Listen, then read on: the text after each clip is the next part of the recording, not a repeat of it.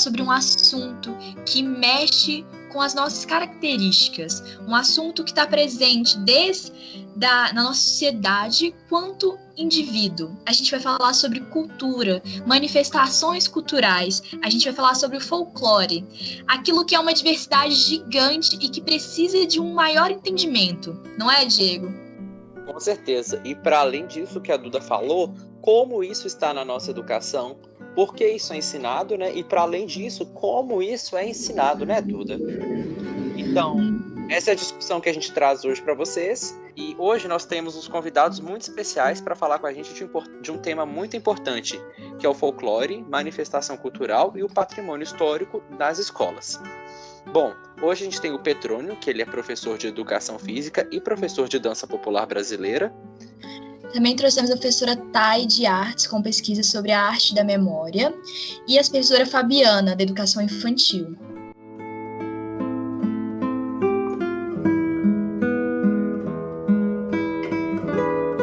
Hoje que a gente veio conversar sobre esse tema tão importante, a gente tem uma pergunta que ela é assim, a base para a gente começar a nossa conversa, né? Que é basicamente qual que é o conceito do folclore, a manifestação cultural e o patrimônio histórico. O que você acha, Petrônio? Bom, folclore, na verdade, é um conceito que foi criado primeiramente na Inglaterra. Ele tinha uma ideia de construir, então, um saber do povo, a delimitação do que era um saber do povo. Mas o que é um saber do povo? O que não é saber do povo? Né? Todos os saberes são de pessoas. Então, qual que é a diferenciação que esse saber do povo se colocava em relação a outros saberes? O folclore, então, é aqueles saberes que dizem respeito a uma série de modos da cultura atuar, agir, de costumes que as pessoas tinham, de formas de produção de coisas, de produção de sentido, que eram relacionados a um saber que não passa necessariamente por um modo de produção científica. Essa é a grande diferenciação do folclore que a gente consegue perceber. Ele não passa por um modo de constituição, de comprovação, que é típico da produção do conhecimento científico. Nesse sentido, todas as manifestações culturais, todas as formas de comer, de costurar, de fazer, de festejar, de dançar, de fazer música, tudo isso nós temos tanto manifestações que são típicas do folclore, assim como nós podemos ter outras que não são, ok? Ok, é muito interessante você falar isso, né, porque muitas pessoas, às vezes elas acham que, tipo assim, pegar um exemplo, folclore brasileiro, né, algumas pessoas acham que tá, como é que eu falo, uma coisa que tá delimitada naquelas coisas dos elementos místicos, Sim. sabe, é uma coisa que as pessoas não têm muito conhecimento. Então, Fabiana, para além da gente saber por que é importante a gente estudar sobre esse tema nas escolas, a gente também queria saber também como ele vem sendo estudado, como ele também deveria ser estudado, porque, tipo assim, para além do porquê, a forma como as coisas são feitas também interfere no resultado. O que você tem para falar para a gente? Diego, eu penso que eu compreendo o seguinte: como que a gente tem abordado essa discussão que é tão importante como a Thay e o Petrônio sinalizaram? Na minha compreensão, ainda de uma forma muito restrita, sabe? Muito limitada. Então, de modo geral, quando a gente fala do folclore, o que vem à cabeça das pessoas? Lenda, a imagem do Saci Pererê. Então, as imagens que vêm são imagens muito caricaturais, né? São imagens que não representam tudo o que significa a cultura popular, as manifestações culturais, né? Então, a maneira como nós vivenciamos as experiências e as propostas sobre folclore na escola, elas nos transmitiram uma ideia muito restrita do que é o folclore, do que é isso que a gente está chamando de manifestação cultural e patrimônio cultural.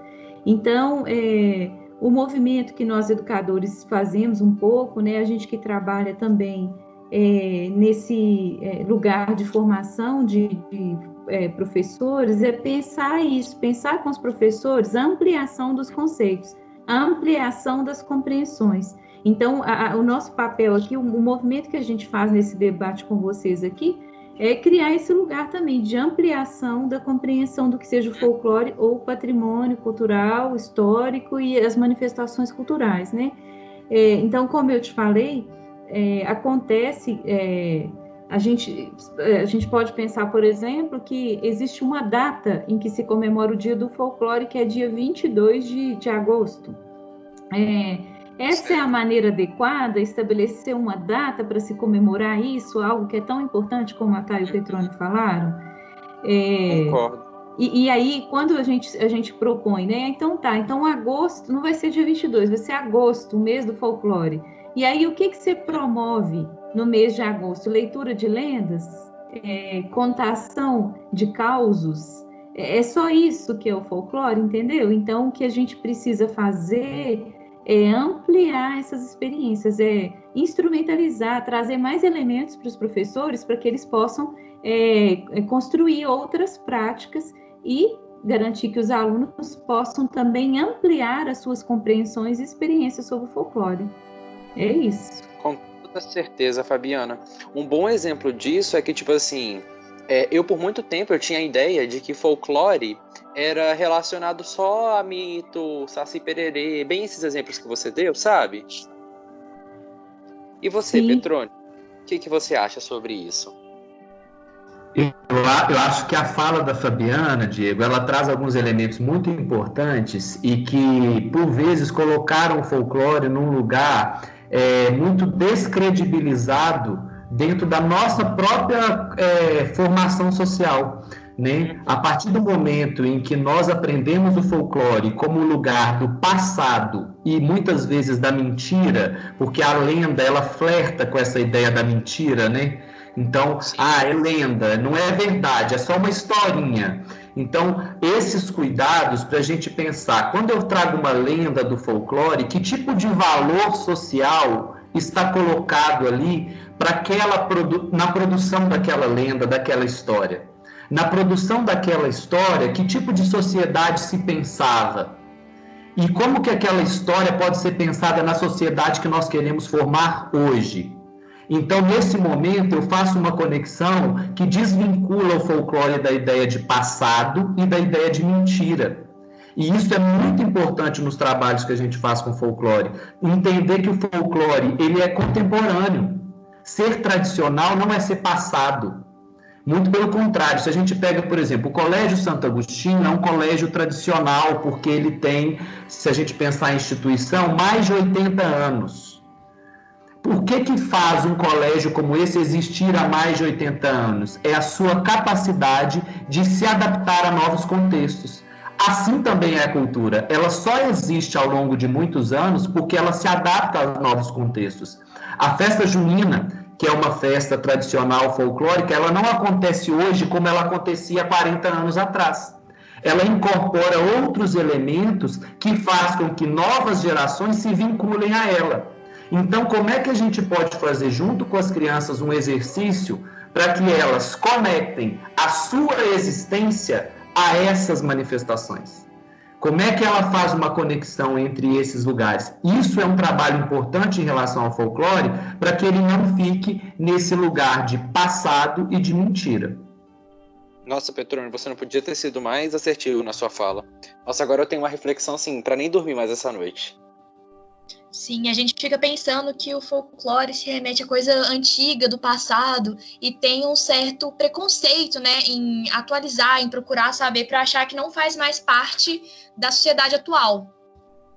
Sim, isso que a Duda falou é muito verdade. Tipo assim, talvez seja errado da minha parte, mas eu confesso para vocês que eu ainda, tipo assim, eu faço essa associação do folclore como uma coisa que tá trancada no passado, sabe? Uma coisa distante. E, tipo assim, querendo ou não, é porque eu fui educado assim. A culpa não é 100% minha, sabe? E eu acho que isso tem a ver com o que a Fabiana quis passar pra gente. Que é a gente trazer essa nova... Como é que eu falo? Essa nova forma de abordagem que traga isso que o Petrone falou, né? Que é fazer a pessoa entender a relação com a vida dela. É isso? Eu compreendi, gente? É isso mesmo, Diego. Acho que a compreensão é muito essa. Tem algumas questões também que são importantes nessa relação com a mentira, é que normalmente essa oposição que eu falei lá no início, de uma outra construção de saber que é o saber folclórico. E aí, essa oposição em relação ao saber científico, ela cria uma ideia de que o saber folclórico, o saber do povo, não é um saber verdadeiro, como se a ciência fosse a única forma de verdade possível. Se a gente parar para pensar, por exemplo, quantos chás a minha avó me ensinou a fazer que tem um efeito medicinal e que não tem nenhum médico que falou que era para eu fazer. Ou seja, é uma produção tácita que muitas vezes funciona, daquilo que foi produzido pela ciência veio deste saber produzido anteriormente, dessas experimentações tácitas. Com certeza, Petrônio. Com certeza. Você tocou no assunto agora da memória, né? Da gente ter essa memória com a cultura. E a Thay estudou exatamente sobre isso, né, Thay? Sobre a arte, sobre a memória que a gente tem na sociedade. O que você tem para falar para a gente sobre isso? Eu fiquei pensando em muitos desdobramentos dessa fala do Petrônio, e eu vou retomar um pouco a minha abordagem no princípio, tentando criar um diálogo com o que ele falou.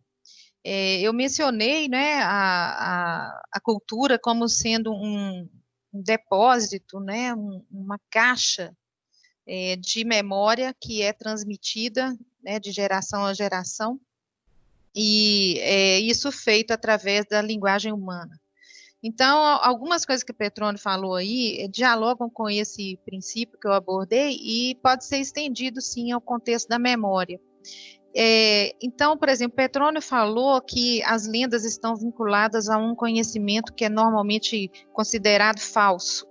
E essa ideia está associada ao que a gente chama de senso comum, né? Tudo que está dentro do contexto do senso comum normalmente é considerado como falso.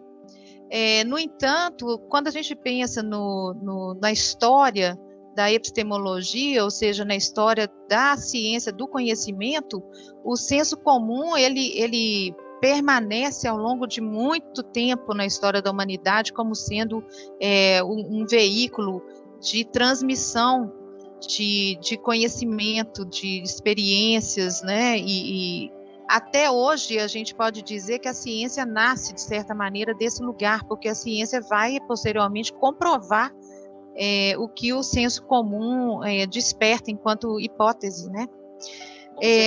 Nesse sentido, então, eu gostaria de trazer a ideia de que a tradição na qual a gente se insere, a palavra tradição, ela nasce de um termo latino que é tradere, e esse termo latino, ele é ao mesmo tempo transmitir, certo? E trair. A raiz da palavra significa essas duas coisas ao mesmo tempo, tradere, transmitir e trair. Então, há um tempo dentro da história da humanidade em que a única coisa que interessava era trair, certo? Era negar o passado.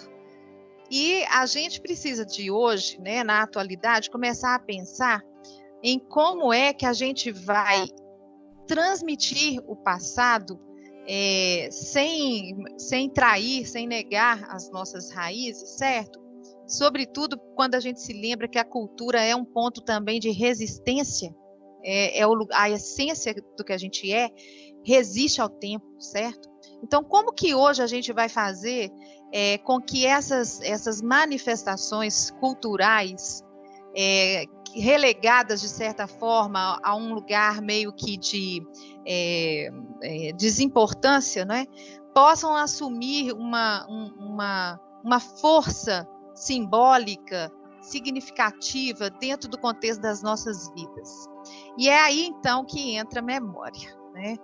Porque, olha só, a arte da memória é uma ciência, não, são uma série de estudos que foram realizados por grandes pensadores do século XVII sobre como é que a gente guarda as coisas. Então, olha só, a memória, ela aqui tem um contexto que é ao mesmo tempo, né, de guardar, certo? De não perder, mas também a memória tem uma força muito intensa no sentido do que a gente se lembra, certo? Então, a linguagem, ela existe na história da humanidade para que a gente se lembre, A linguagem está sempre num lugar do in absentia, né? Ou seja, no lugar de uma ausência. A palavra substitui alguma coisa, a imagem substitui alguma coisa, os rituais substituem coisas, ideias, conceitos, né? Sentimentos, enfim. Então, todo tipo de linguagem existe para que a gente se lembre, e a memória está vinculada a isso. Então, para alguns autores, por exemplo, o Walter Benjamin, ele fala justamente que a memória é o lugar da presentificação do passado. Ou seja, na hora que a gente se lembra, a gente consegue retornar no tempo, certo? E essa coisa na nossa vida, na vida humana, vinculada à arte, eu acho isso tudo muito bonito. Não precisa da gente ir muito longe para a gente ver o quanto que é importante, por exemplo, visitar a casa dos nossos avós, o Petrônio acabou de falar, sentir o cheiro de determinada coisa, encontrar com uma pessoa que está com um determinado perfume, nas mínimas coisas. A nossa memória nos faz lembrar de coisas que são importantes para a gente e que tem uma essência, certo? Que nasce na afetividade. A memória, a memória ela é seletiva. A gente não, graças a Deus, a gente não consegue se lembrar de tudo, porque se a gente se lembrasse de tudo, a gente não conseguiria continuar a nossa vida, certo? Mas a memória, portanto, ela tem uma identidade afetiva. Então, tudo isso que faz parte da cultura humana está vinculado ao que nos afeta, ao que nos constitui como povo, como nação e etc. E eu quero terminar isso aqui trazendo uma provocação aí para a Fabiana, para o Petrônio, para quem está nos ouvindo, para vocês todos, né? Que é o contexto, a ligação disso tudo que a gente está falando com o patrimônio cultural, sabe? Porque o patrimônio, a gente nasce, a gente chega no mundo e acha que as coisas sempre existiram, né? Dessa forma. Mas o patrimônio, ele nasce depois das guerras, certo? No Brasil, por exemplo, patrimônio cultural é um conceito que aparece na década de 70. E o patrimônio cultural, ele está muito vinculado a uma necessidade política, certo? Eu ia usar o termo engessar, não acho que ele é muito adequado aqui não, mas quase que de trazer uma certa solidez ao que significa nação. E nesse sentido, eu acho que eu gostaria de cutucar todo mundo que está aqui, porque isso traz consigo, né, toda essa ideia de patrimônio histórico e cultural traz consigo uma ideia também mercadológica, certo? Que gira em torno da manutenção de uma memória a partir de instrumentos que são vinculados a comércio, museus, etc. Então, às vezes a gente fica vendo as restaurações acontecendo nos casarões, né? E olha que eu sou da arte, e a gente fica pensando até quando que isso tudo vai conseguir preservar essa memória. Será que a memória, então, dentro disso tudo que a gente está conversando, está nas coisas, né? Está nesses lugares, ou será que ela está em nós?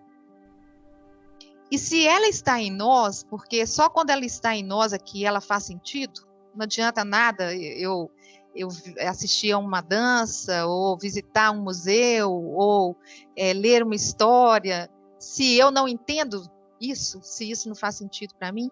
Então, se ela não está em nós, como é que fica essa história do patrimônio cultural? É uma pergunta aí que eu deixo para vocês, Petrônio, Fabiana, enfim, para vocês que estão me ouvindo aí, uma provocação. E aí eu vou deixar só para eles, tá? Porque eu não sei responder, eu teria que ficar tipo uns 40 minutos só para começar a ter uma ideia do que eu vou falar.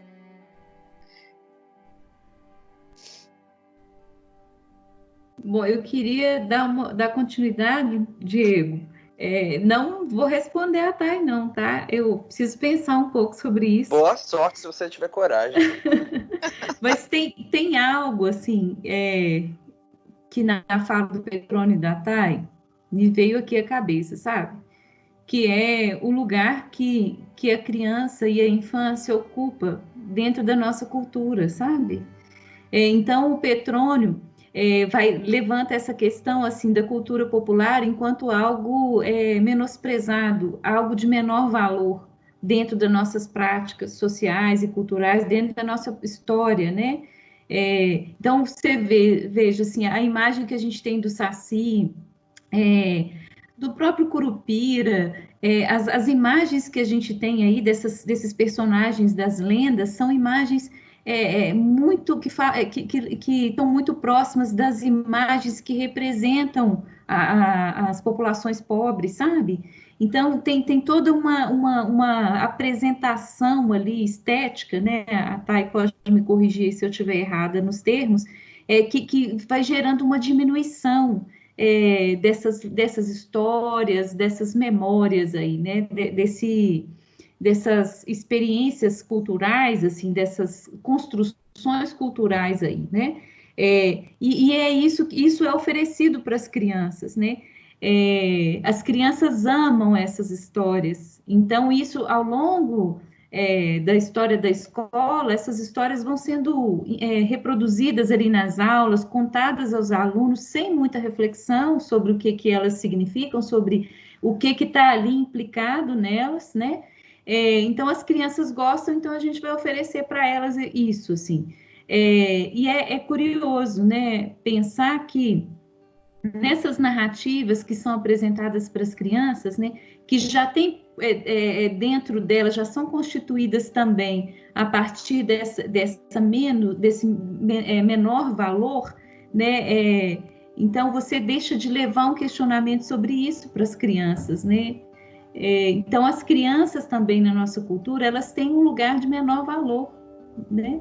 Então a gente vai reproduzindo coisas com as crianças, levando histórias sem refletir sobre as histórias, sobre o papel dessas histórias, enfim, porque a gente acha que essa criança não é capaz de pensar sobre isso, que ela não é capaz de experimentar essa história, de viver uma experiência com isso que está sendo apresentado para ela, né? Então eu queria chamar a atenção para isso, assim, o lugar que esse folclore caricatural assume na escola tem a ver também com a compreensão, com a ideia que a gente tem do que seja criança, né? Então a criança como alguém que não vai pensar, que não, né, tem um pensamento limitado, que não vai compreender, então o que a gente oferece para ela também é sempre muito limitado, né? Então eu gosto muito da fala do Petrônio e da Thay no sentido de ampliar, de explodir com essa compreensão, né?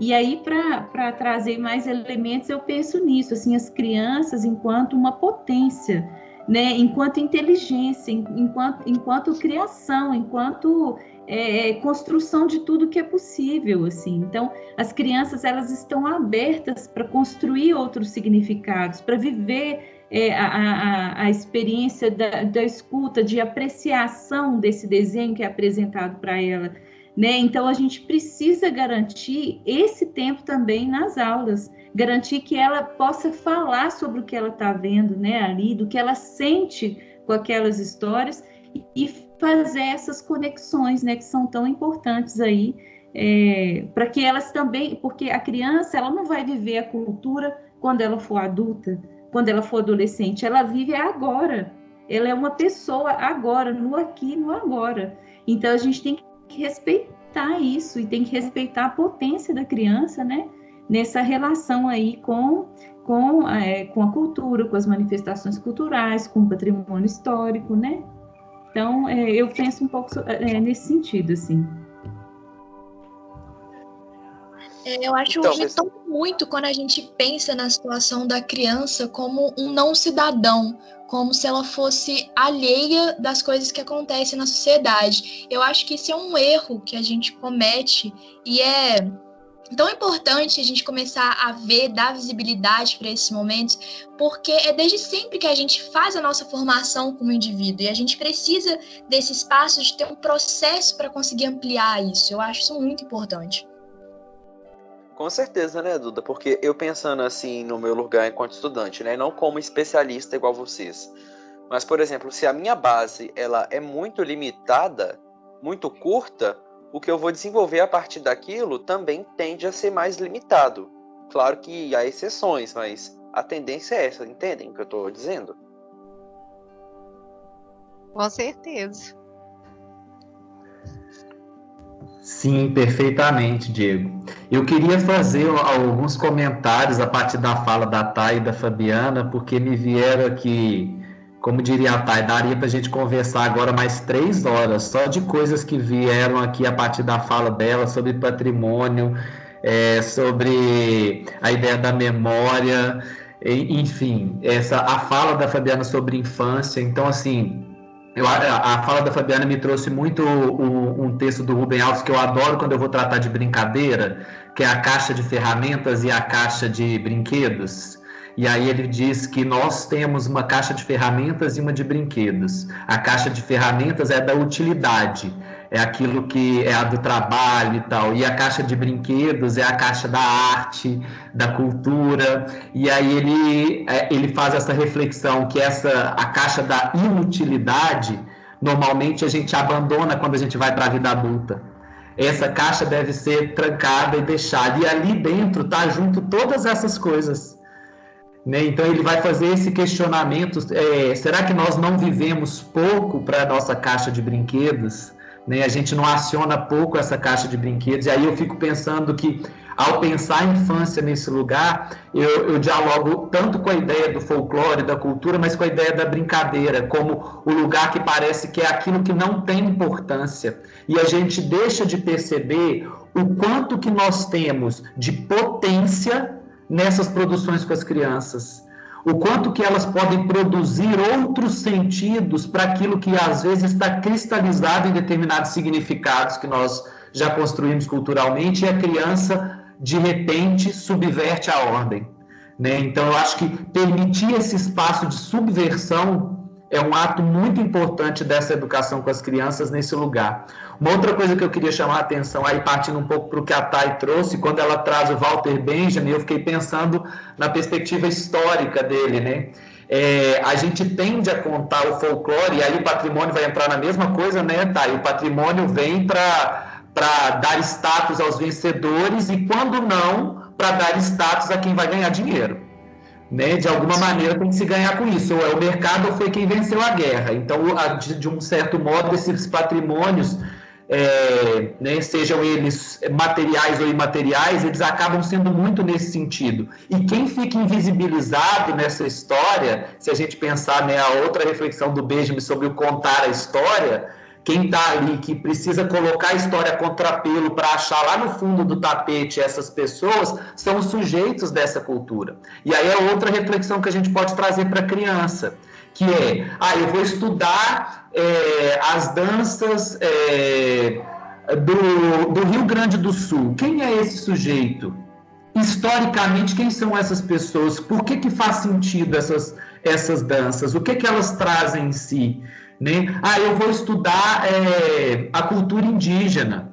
E aí eu estudo cultura indígena como folclórica, pensando lá naquela ideia de folclórica antiga, tipo, que não existe mais, que é lenda, que o que eles sabem e a forma como eles pensam a si próprios, a sua espiritualidade, a natureza, é algo primitivo, não civilizado, não adequado à nossa sociedade. Então, todos esses estereótipos dizem também de não trazer para o centro da história o sujeito. Então, quando a gente fala de cultura, trazer para o centro da história quem é o sujeito dessa produção é muito importante. Então, eu falo muito isso. Então, por exemplo, estou trabalhando lá capoeira. Capoeira é patrimônio cultural do Brasil. Capoeira. Como é que eu vou trazer a capoeira para a cena sem trazer o sujeito negro escravizado durante séculos nesse país? Agora, como é que eu faço isso com sensibilidade para uma criança de 3, 4 e 5 anos? Ou seja, o que precisa ali ser potência para essa criança pensar? Para muitos é assim, não, eu vou falar de escravidão, de sofrimento para a criança, ela não entende isso, tadinha. ela precisa, tem coisas ali que podem ser entendidas naquela idade. A gente precisa Será que descobrir. Pode falar. E será que o Saci Pererê não tem a ver com isso tudo que você está falando? Exato. E aí a gente vai chegando nessas figuras, nessas demarcações. Como é que, de repente, também essas lendas demarcam a estigmatização de determinadas classes, raças, então, assim, gêneros. Então, a gente precisa pensar nesses lugares, né? Então, enfim, tudo isso me vem à mente quando vocês trazem essas questões. Acho que a questão do patrimônio é uma questão muito complexa, tá? Em termos no sentido legal, né? Ou seja, ter um instituto, um IFAM, e aí ele determina quais são os patrimônios do Brasil e tal. Essa ideia de uma produção nacional existe uma instituição que te dá o valor. Sim. Eu preciso de alguém que me fale, isso tem valor. Né? E aí o sujeito continua apagado. Exato, né? E perpetua-se, né, esse apagamento, né, Petrônio, porque as culturas que estão vindo, a sociedade que está crescendo agora, ela vai estar em contato com essa memória institucionalizada, histórica, né, que foi escolhida para que fosse dessa forma. E nesse sentido, eu acho que dialoga muito com as preocupações que a gente tem com relação à escola aqui, porque nós também, enquanto professores, eu falo isso muito com as minhas, com as professoras de arte, né, com as minhas colegas de trabalho, que nós o tempo inteiro fazemos escolhas quando a gente está dentro da sala de aula, certo? E essas escolhas, as escolhas que eu estou falando aqui, por exemplo, quais os artistas que eu quero mostrar para os meus alunos, certo? Sobre o que eles falam, o que está por trás das obras desses artistas, qual o significado que a gente consegue construir a partir do que a gente está apresentando para os nossos alunos. E isso como todo livro didático, certo? Que nós também escolhemos enquanto educadores, todas essas escolhas que nós fazemos, né, dos exemplos que nós vamos dar em sala de aula, de como a gente vai direcionar esse conhecimento, isso tudo é de uma responsabilidade ética muito grande. E nesse sentido, eu fiquei pensando aqui, como é que essa conexão, não é, desse lugar aí do sentido original do folclore pode acontecer enquanto encontro na vida das crianças, né? Eu vou citar aqui um exemplo da minha própria vida. Eu adoro coisas feitas com fubá, certo? Eu adoro broa. Aqui em casa tem broa direto. Eu gosto de tudo que tem vínculo com isso. E há poucos anos, há uns 4 anos atrás, meu pai me contou uma história vinculada à minha família que trazia a origem, sabe, da minha bisavó, e que ela era filha de uma escrava, com um coronel, certo, aqui da região do interior onde eu nasci.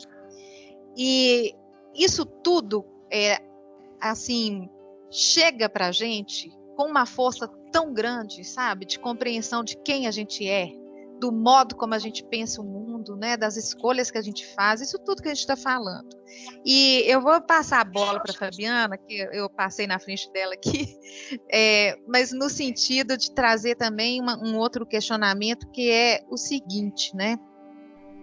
Nenhuma linguagem, certo, é inocente.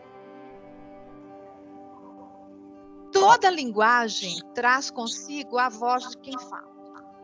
Tem a ver com o que o Petrônio acabou de dizer, né, desse lugar aí dos pretos na nossa cultura, da cultura indígena, enfim, todas as coisas que o homem conta a respeito de si e do mundo, traz consigo como é que eu vou dizer, um peso, né, de significados, de elementos que são traduzíveis, que tem sempre um lugar da voz de quem falou.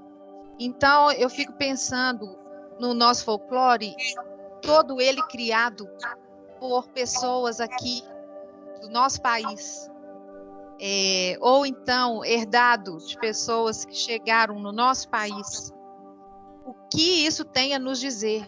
A maioria das lendas que a gente tem no Brasil são lendas vinculadas à natureza. Então, uma forma que eu penso de fazer um encontro acontecer dentro da sala de aula é pensar como que está a nossa natureza hoje, sabe? Olha as queimadas, olha o que está acontecendo com as florestas. O que o Saci Pererê, certo, faria para sobreviver hoje dentro de uma floresta? Sabe, ele tudo que está vinculado a ele narra a vida de alguém que venceu limites, entendeu?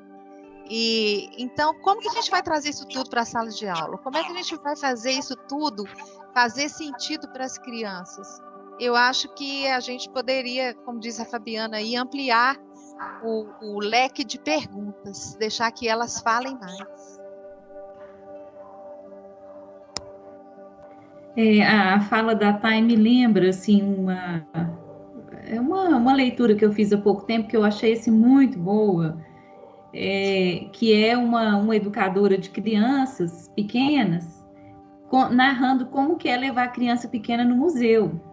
E assim, é o máximo da potência que existe, que a criança mostra ali. E essa educadora falando assim, o tanto que os mediadores detestam receber criança pequena, porque eles não conseguem responder nenhuma pergunta. Então, olha, isso é muito incrível, né? Isso a gente não pode desprezar. Então, veja bem, ele já tem lá o repertório de perguntas que é feito em relação àquele quadro X. Mas a criança pequena chega lá e ela pergunta algo totalmente diferente do que está naquele leque de perguntas que ele está lá já preparado para responder. Então, ela tira ele do lugar, ela faz ele pensar sobre detalhes que ele nunca imaginou, que ele trabalhou a vida inteira no museu e nunca olhou para aquele quadro como uma criança pequena. E aí vem a outra criança e pergunta outra coisa, né? Então, assim, a criança, a nossa compreensão, né, na nossa cultura, nós compreendemos como se ela fosse um ser limitado, um ser de menor valor, mas isso não é real, né? O que acontece é que, como o Diego falou, nos processos educativos pelos quais nós passamos, nós vamos sendo tolhidos, nós vamos sendo, a nossa maneira, a nossa expressão, né? A nossa forma de perceber o mundo, ela vai sendo cada vez mais formatada, mais ajustada dentro de um conjunto de padrões, né? Que é um conjunto muito limitado. Então, o nosso desafio, assim, não é abolir a lenda da escola, pelo contrário, é trabalhar sempre mais e mais e mais e com mais perguntas e abrindo espaço para os meninos perguntarem, para eles falarem das compreensões que eles têm. Porque quando a gente apresenta para eles uma história, então nem todas as histórias não são completas, né? Um texto nunca está pronto. Então eles são muito inteligentes, assim, eles vão perguntar exatamente sobre as lacunas que tem no texto. Mas por que isso? E isso? E isso aqui eu não entendi. Então eles nos tiram do lugar, né? O que a gente precisa permitir nos processos educativos é esse espaço para a criança. E estar, enquanto educadores, a gente precisa estar aberto para receber esse questionamento, né? Para aceitar ser tirado do lugar, né? Então, os professores muitas vezes vão para a sala de aula com um direcionamento para a atividade, em que não há espaço para as perguntas, porque é difícil ser sacudido toda hora, né? Então, o que nós precisamos, eu penso, principalmente nessa discussão da cultura, né, desses conceitos que a gente está mobilizando aqui, é aceitar sair do lugar, né? Mostrar para a criança que está em construção, que um texto nunca está pronto. Ele pode ser sempre revisto, uma palavra pode ser acrescentada, uma compreensão pode ser revista, né? Então, é um pouco isso que eu acredito, assim, em relação ao folclore, em relação ao trabalho com as crianças pequenas. E aí eu fiquei pensando uma coisa aqui, não sei se é meio pirada para trazer para cá, né? Mas eu fiquei querendo um pouco depois ouvir os estudantes que estão aqui sobre qual que é a compreensão que eles têm disso que a gente está propondo. Vocês conseguem perceber no processo educativo que vocês viveram, assim, esses elementos que a gente traz? É muito Então, interessante essa pode ir, pergunta, Duda. porque folclore e histórias teve muito presente na minha infância por conta da minha avó. Ela gostava muito de contar histórias da terra dela. Ela é de Manaus, na verdade, do interior de Manaus. Então, muito das lendas indígenas ela trouxe para cá e contava para a gente no dia a dia.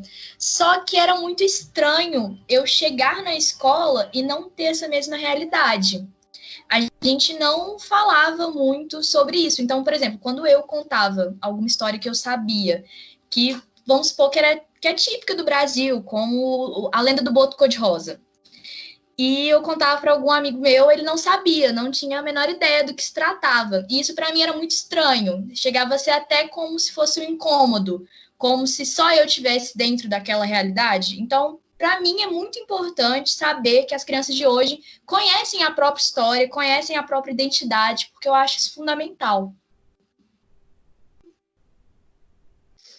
Pra mim, já foi um pouco diferente do caso da Duda. Porque, igual, no caso da minha família, tipo assim, não teve muito isso, tipo assim, de ninguém trazer muita lenda, muitas histórias. Assim, eu tenho algumas tias que são professoras, mas elas moram longe, são distantes, sabe? E durante a minha educação, eu não comecei estudando no Santo Agostinho, eu estudava em outra escola antes. E nessa escola que eu estudei, tipo assim, foi muito aquela coisa que a gente ficou fechado naquilo de, não, mas é porque na lenda do Curupira ele tem os pés para trás, e ficava só nisso, sabe? Não era uma coisa que tipo aprofundava e expandia, igual vocês falaram nessa conversa. Compreende? Tanto que na hora que o Petrônio falou, acho que foi o Petrônio que falou do exemplo das caixinhas de ferramentas, é igual. Eu, infelizmente, né, eu faço essa separação, entendeu? Assim, eu acho que todo mundo aqui deve fazer, na verdade. Que, infelizmente, eu fui educado assim, sabe? De entender que aquilo é uma coisa que tá no passado, que, infelizmente, né, gente, eu sei que pode parecer mal eu falar isso, mas da maneira que me foi passado essa educação, é uma coisa distante e sem utilidade. Apesar de que hoje, depois dessa conversa, tipo assim, vocês me provaram o contrário de uma maneira, assim, excepcional. Excepcional, sabe? Tipo assim, a fala de vocês foi assim, não teve um defeito. O que vocês acham disso? Ai, tem tanta coisa que a gente ainda pensa, né? Podia falar, podia trocar, mas eu fiquei pensando depois que a Fabiana falou no seguinte, né? Da mesma forma que a memória presentifica o passado, a memória também, ela aponta o futuro, né? Então, e as crianças são o futuro. Então, eu até escrevi aqui, eu fico pensando, né? Que é interessante quando a gente vê a importância de pensar em todas essas questões, no que tudo isso significa, né? Está diretamente ligado no que é possível perpetuar para o futuro. E se não houver construção de significados, isso não vai ser perpetuado. E eu só tenho como construir significados nesse lugar que a Fabiana abordou de uma forma muito interessante, que é esse lugar da criação, do imaginário, da ruptura com o estabelecido.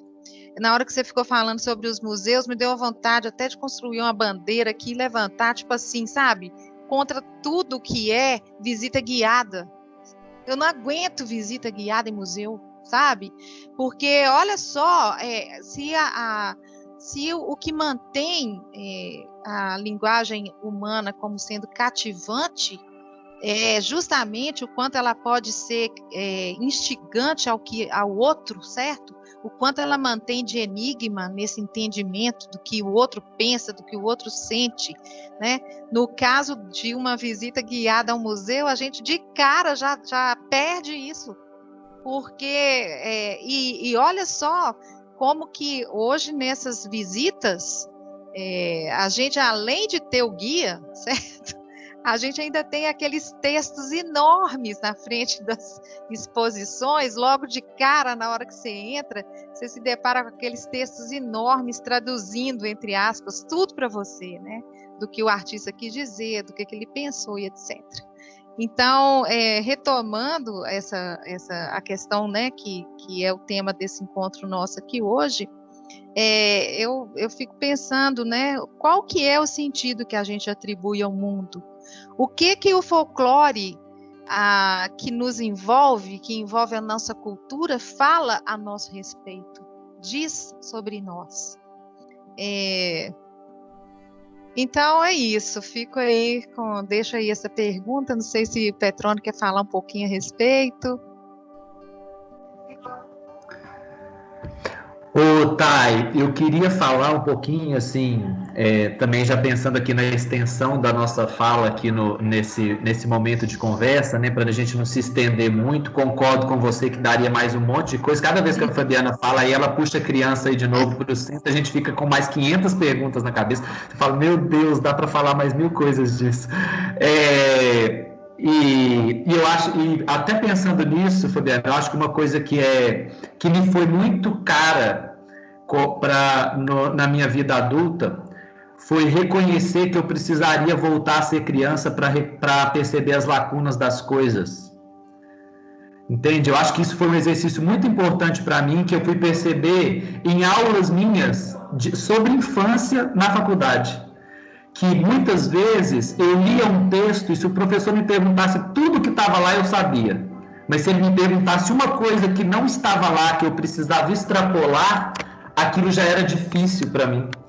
Porque esse exercício da infância, da curiosidade, foi tolhido por uma série de processos educativos pelos quais nós passamos de dar a resposta certa. E a resposta certa é aquela que eu quero ouvir, mesmo que haja outros modos de se pensar aquela coisa. Então, enfim, eu acho que isso é algo para a gente, né, pensar sobre nós. Então, e aí eu vou para o assunto que eu queria puxar, que é pensar não só o folclore, mas a escola como um espaço de produção de identidades singulares, de propiciar um espaço onde o sujeito se conheça, se reconheça coletivamente, mas também individualmente, naquilo em que ele pertence ao grupo e naquilo que ele não pertence. Então, assim, essa ideia de cultura nacionalista, universal, ao qual todos têm que pertencer, isso para mim é tão empobrecedor da diversidade humana, que é diferente de eu dizer, de apresentar a cultura exatamente como exercício contrário, que é de reconhecimento da diversidade. E não da unidade. Não é uma unidade nacionalista em torno das lendas e das manifestações, mas, ao contrário, é a diversidade de povos, sujeitos, de modos de enxergar o mundo, de modo de se manifestar e de se expressar, que traz aí. E nessa diversidade é que eu acho que a criança pode encontrar a possibilidade de ser muitas coisas, e não apenas uma.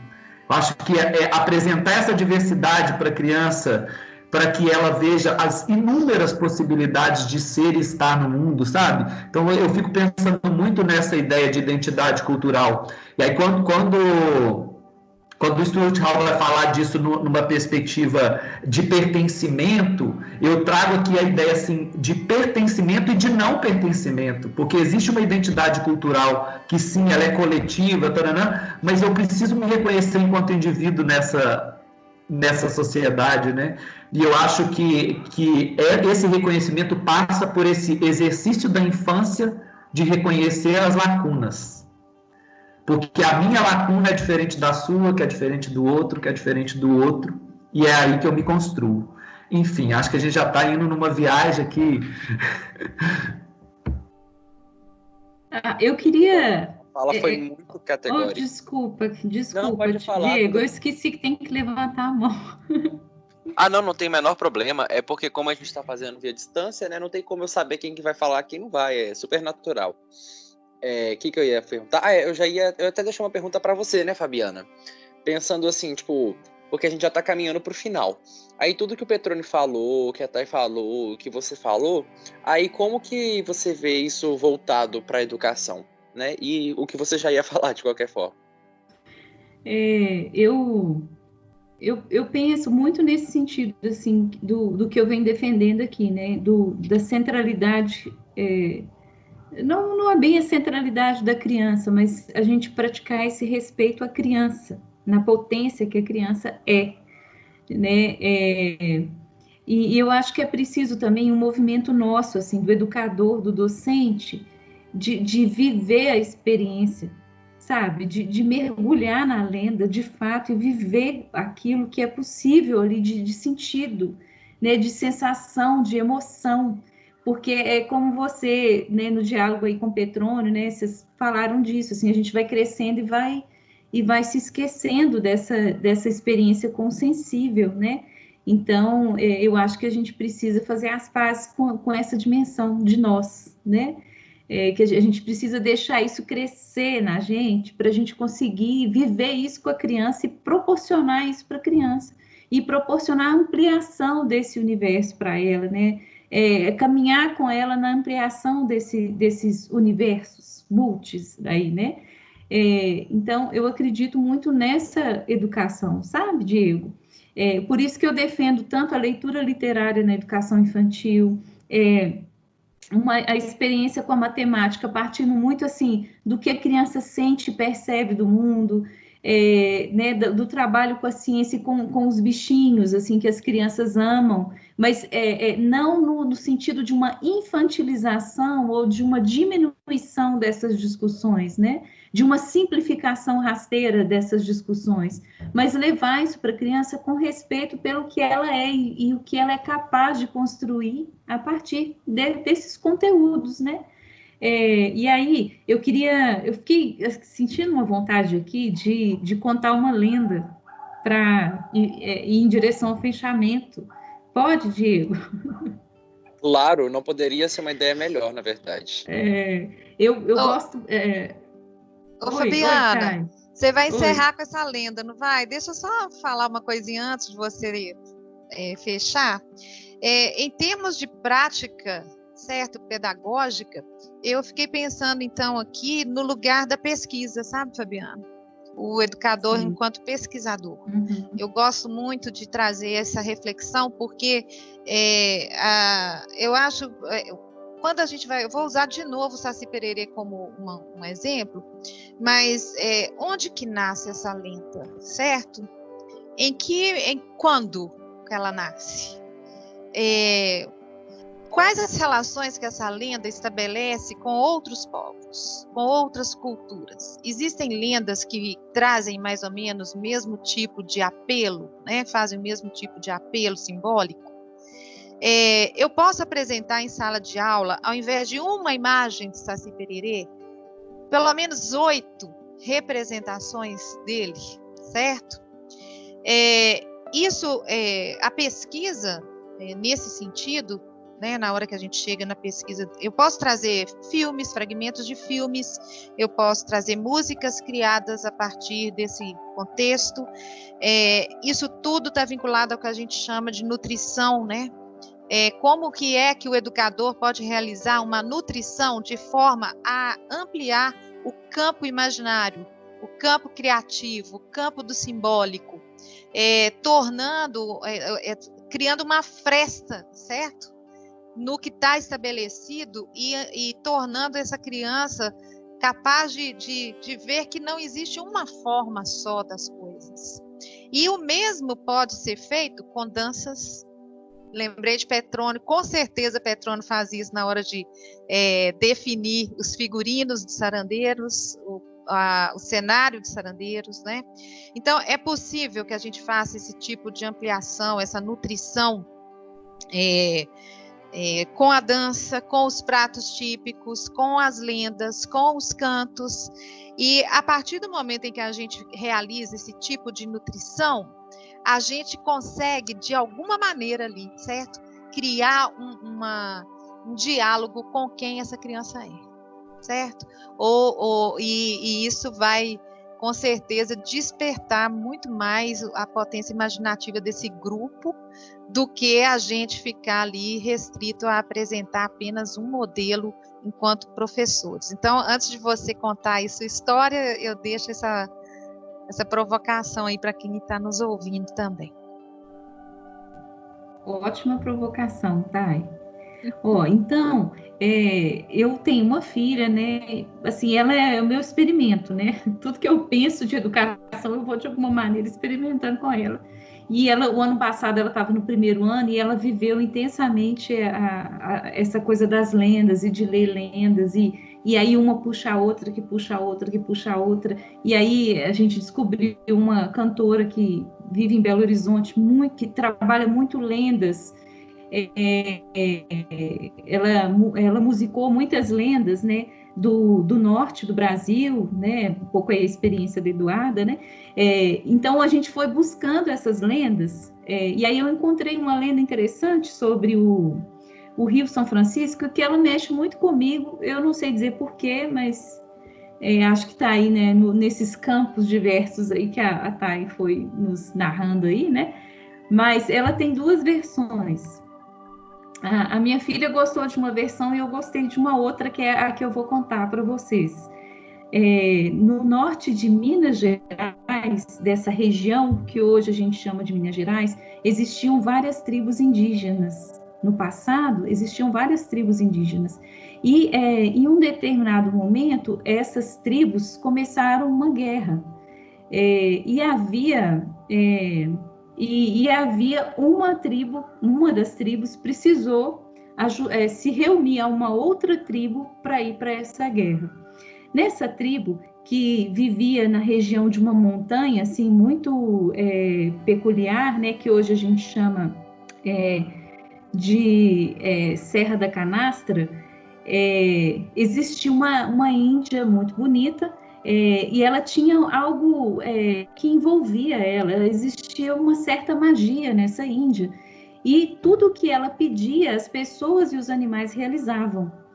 Então, ela ficou muito mobilizada com essa situação da guerra entre os povos, e ela queria ajudar aqueles povos com os quais, né, ela se identificava lá, enfim. Então, ela pede aos guerreiros, os mais valentes da tribo dela, para irem até essa guerra, para ajudarem, né, essas outras tribos que precisavam de ajuda na guerra. E aí esses guerreiros, assim, muito fortes e valentes, e imbuídos lá por essa magia da Índia, Irati, eles então vão em direção a essa guerra. E eles marcharam com tanta força, com tanta coragem, que eles criaram uma vala no caminho. Mas por esse caminho, pelo caminho por onde eles foram, eles nunca mais voltaram. E a Índia, muito arrependida de ter se envolvido, né, e ter envolvido outras pessoas nessa história, ela se senta em um dos pontos da Serra da Canastra e chora. E aí ela chora pelo não retorno dos guerreiros da tribo. E aí as lágrimas dela vão, então, irrigar toda aquela região, formando lá o que a gente conhece hoje como o Rio São Francisco, que é o rio, né? É o rio da ligação, é o rio da união, é o rio que une vários povos, né? Aí do Brasil, até hoje.